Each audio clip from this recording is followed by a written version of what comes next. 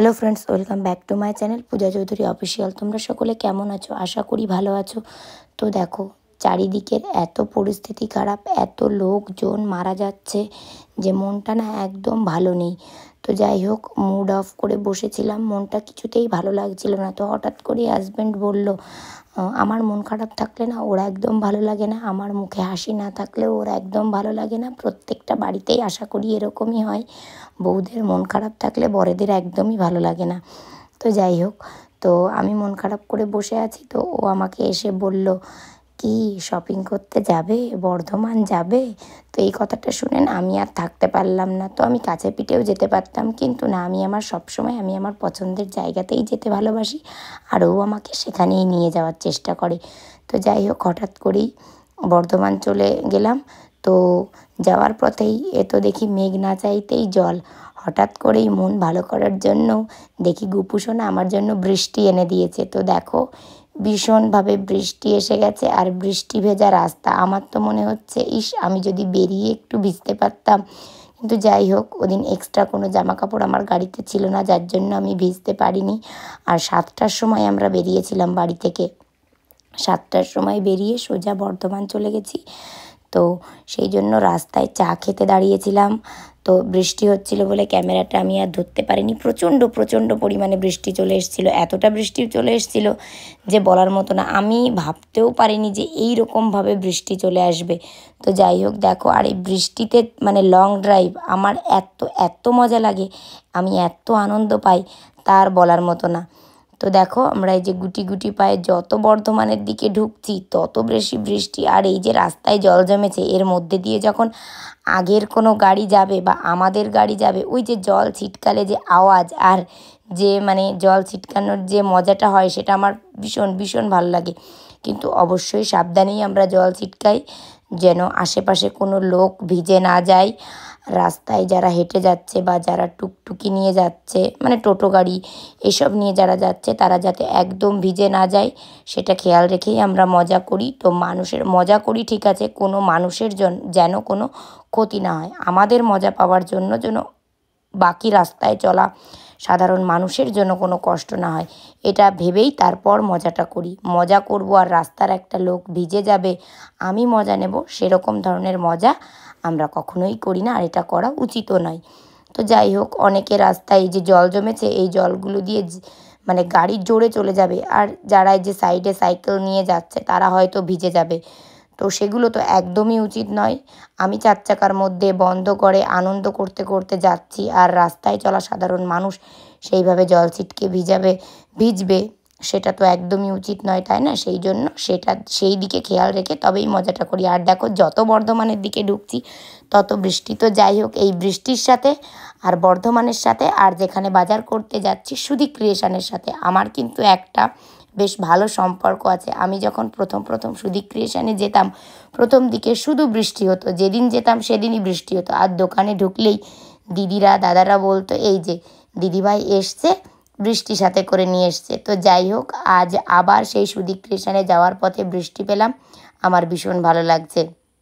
আর বৃষ্টি হলেই না আমার ভালো লাগে। আমার কেমন বৃষ্টি ভালো লাগে, এরকম বৃষ্টি হচ্ছে, 1-2 ঘন্টা বৃষ্টি হলো, থেমে যাবে, ঠিক আছে, কিন্তু যদি এক নাগাড়ে 3-4 দিন বৃষ্টি হয়েই যায়, সেই বৃষ্টিটাকে ভালো লাগে না। এই রকম অল্প সময়ের জন্য বৃষ্টি হলে সেই বৃষ্টিটাকে ভীষণভাবে এনজয় করি।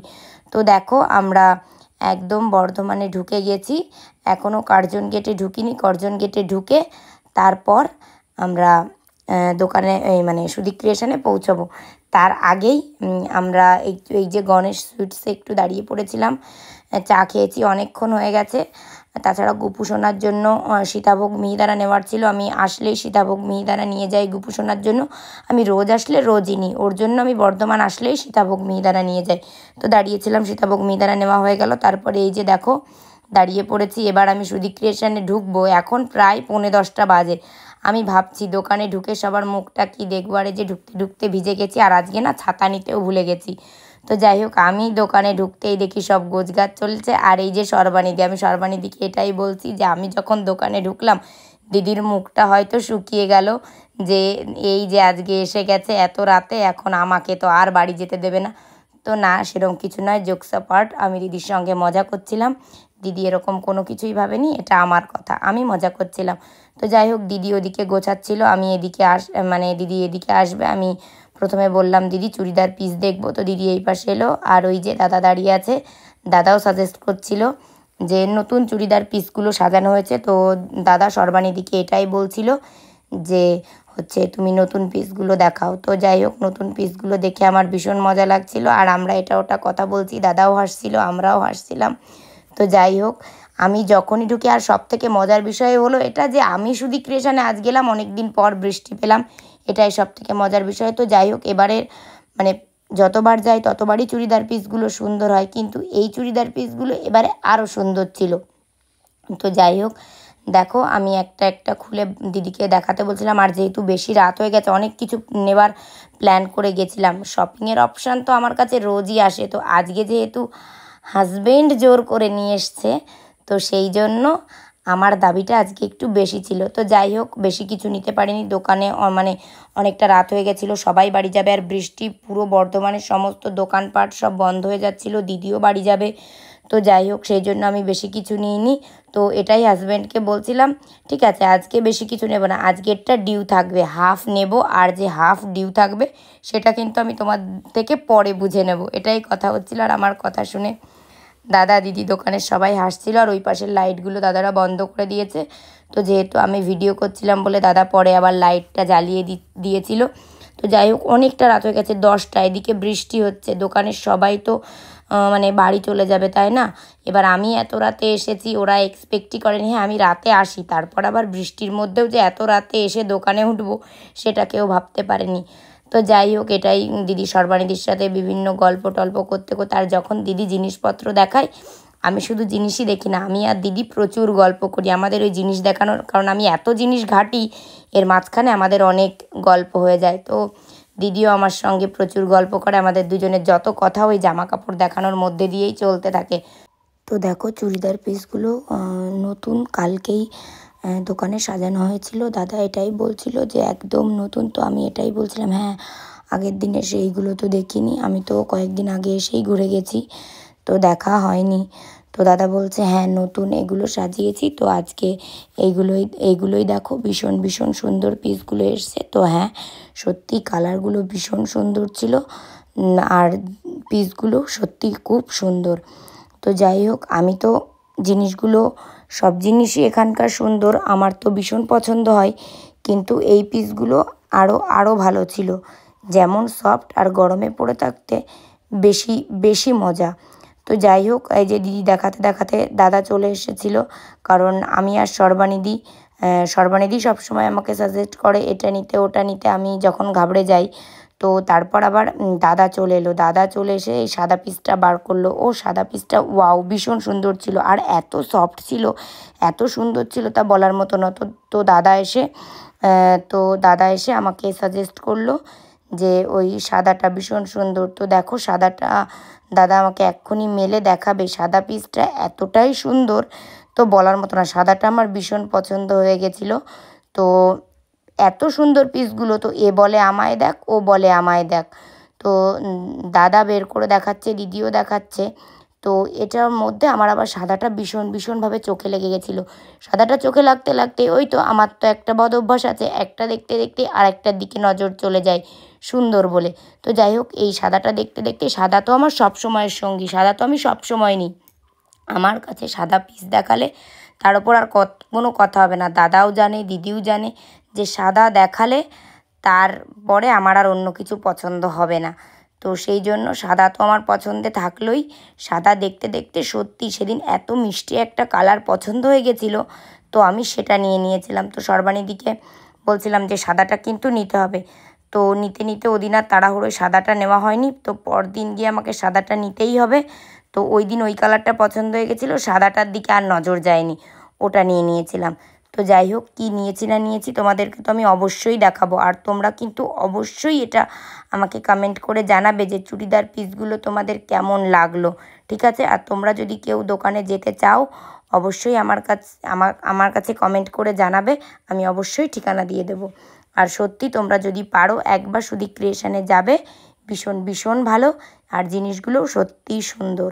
ঠিক আছে, তো দেখো এরপর আমার আরও কিছু নেওয়ার ছিল, বলছিলাম না দোকানে ঢুকে গেছি ঠিকই, কিন্তু এদিকে রাতও হয়ে যাচ্ছে, সবার কথাও চিন্তা করছি যে সবাই কখন যাবে। আমার তো বাড়ি যাওয়ার চিন্তা নেই, আমার একটা হোক দুটো হোক কোনো ব্যাপার নেই। ওদিকে গুপুসোনাকেও আমি খেতে দিয়ে ঘুম পাড়িয়ে রেখে চলে এসেছি, বাড়ির চিন্তা তো আজ আমার নেই। তো যাই হোক, কিছু প্রবলেম হলে মা দেখে নেবে, মা তো রয়েছে, গুপুসোনাকে মা রয়েছে, দিদি রয়েছে, দেখে নেবে। তো এদিকে আর সবার চিন্তাটা তো করতে হবে যে ওরা কখন যাবে, এদিকে অনেকটা রাত হয়ে গেছে। তো আমার এত খারাপ লাগছিল। তো দেখো দাদা এসে আবার সাদা পিসটা, মানে আমি দাদাকে বলছিলাম যে দাদা লাইলিংকি দিতে হবে, তো এটাই আমরা আলোচনা করতে করতে দাদা এসে আবার সাদা পিসটা দেখলো, আর আমি বলছিলাম ওই ধরনের বা ওই প্রিন্টের মধ্যে আর কিছু আছে কি না। তো এটা আমি আর সর্বানিধি আলোচনা করতে করতে তারপরে আবার দাদা এলো। দাদা এসে আবার মানে দেখছিল, যখন আমি দিদি দুজনেই কনফিউজড হয়ে যাই, মানে দিদি কনফিউজড হয় না, আমি দিদিকে কনফিউজড করে দিই, তো তখনই দাদা এসে আমাদেরকে হেল্প করে। তো দাদা এসে বলে, তো তখন আমাদের কনফিউজটা উড়ে যায় যে না না এটা না, এটা ভালো। তো এটাই চলতে থাকে সব সময়। তো যাই হোক, একদিনই তো আমি বলেছিলাম যে দোকানদার কাস্টমার দুজনের ব্যবহারই ভালো হতে হবে, নইলে তো সেখানে সম্পর্কটা ঠিকঠাক থাকবে না, তাই না? তো যাই হোক, আমার তো মনে হয় যে দোকানদারের একদিন আমি মুখ কালো দেখবো, সেই দোকানে আমি আর দ্বিতীয় দিন যাব না। তো যাই হোক, দেখো তোমরা যদি, আমি বারবার বলছি, সুধী ক্রিয়েশনে আসতে চাও তো অবশ্যই আমাকে কমেন্ট করে জানাবে, আমি তোমাদেরকে ঠিকানা দিয়ে দেবো। আর তোমরা যারা চেনো তারা তো জানোই যে মানে সুধী ক্রিয়েশনের সকলের ব্যবহার ঠিক কতটা সুন্দর আর কতটা ভালো।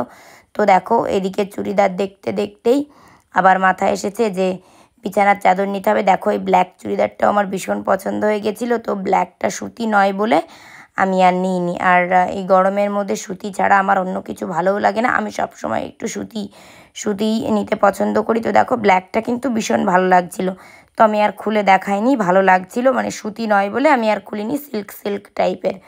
তো যাই হোক, এই যে এই কালারটা দেখে আমার মাথা ঘুরে গেছিলো, এই কালারটা কিন্তু ভীষণ মিষ্টি লাগছিলো। তো দেখো দিদি খুলবে, তো এই চুড়িদারটা আমি নিয়েছি, ভীষণ ভীষণ সুন্দর। ক্যামেরায় কতটা ভালো লাগছে তা আমি জানি না, কিন্তু সামনে থেকে কালারটা অসাধারণ সুন্দর, অসাধারণ মিষ্টি। আর এটা আমার পছন্দ নয়, এটা হাজব্যান্ড আর সর্বানিধির দুজনেরই ভীষণ পছন্দ, তো ওদের পছন্দে আমারও ভীষণ ভীষণ পছন্দ হয়ে গেছিলো। তো এদিকে চুড়িদার নেওয়া কমপ্লিট, আর বাড়ি এসে না বারবার মনে পড়ছে, সাদাটা কেন নিয়ে এলাম না। এদিকে নিতে নিতে সাদাটার কথা আমি ভুলেই গেছি, দাদারাও সাদাটা নেবো না বলে ওইদিকে সরিয়ে দিয়েছে, সামনে ছিল না আর আনাও হয়নি।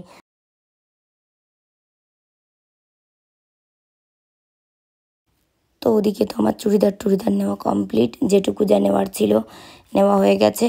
তো এদিকে আবার এসে বিছানার চাদরের দিকে নজর পড়ে গেছে, বেরিয়ে যেতে যাব, বিল কমপ্লিট করব, এদিকে আবার বিছানার চাদরের দিকে নজর পড়ে গেছে। আগের দিন বিছানার চাদর নেওয়া হয়নি, দেখো বিছানার চাদরগুলো এত সুন্দর, মানে খুব খুব ভালো লেগে যায় আমার। সব সময় বিছানার চাদরের দিকেও খুব পরিমাণে নজর যায়। তো সব সময় তো মানে সেটের বিছানার চাদর নিই, এই নর্মালগুলো না নেওয়া হয় না। তো এই চাদরগুলো আমার এতদিনে নজরে আসেনি, আজকে হুট করে এই চাদরগুলো নজরে পড়ে গেছিলো। তো ওই জন্য দিদিকে আমি বললাম যে বিছানার চাদর দিদি আজকে একটা নিতেই হবে, যতই তোমার দেরি হোক চাদরটা একটু দেখানো যাক। তো দিদি বলল হ্যাঁ হ্যাঁ, চাদর আগের দিন নেওয়া হয়নি, তুমি চাদর নিয়ে নাও আজকে একটা। তো যাই হোক, এই চাদরগুলো ভীষণ ভালো ছিল, আমি এই চাদরটা নিয়ে নিয়েছিলাম। আর কি দিয়ে কি নিলাম অবশ্যই তোমাদের বাড়ি গিয়ে আমি ঠিকঠাক করে খুলে টুলে দেখাবো। যাই হোক, অবশেষে কেনাকাটা কমপ্লিট হলো, তবুও মন তো ভরেনি।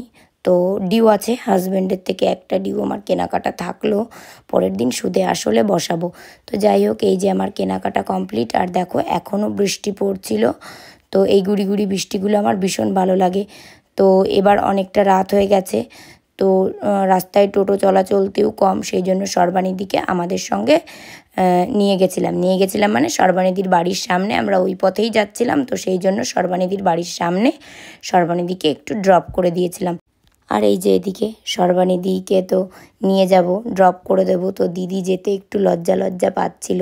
এমনি দিদি একটু শান্তশিষ্ট লাজুক টাইপের, তো দিদি একটু লজ্জা পাচ্ছিল। তো অনেকবার আমি বলার পর আর ওই যে কাকুটা ছিল, কাকু এসে একটু বকা দিল, বৃষ্টির মধ্যে আবার টোটো করে যাবে, ভিজে প্রবলেম হবে।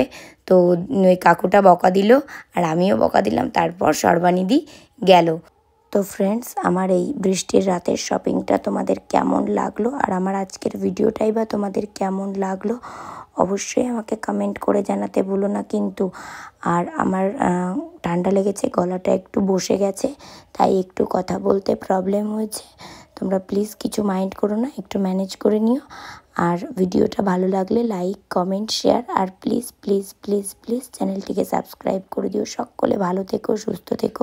দেখা হচ্ছে আগামীকাল আরও নতুন একটা ভিডিওর সঙ্গে। Tata, good night.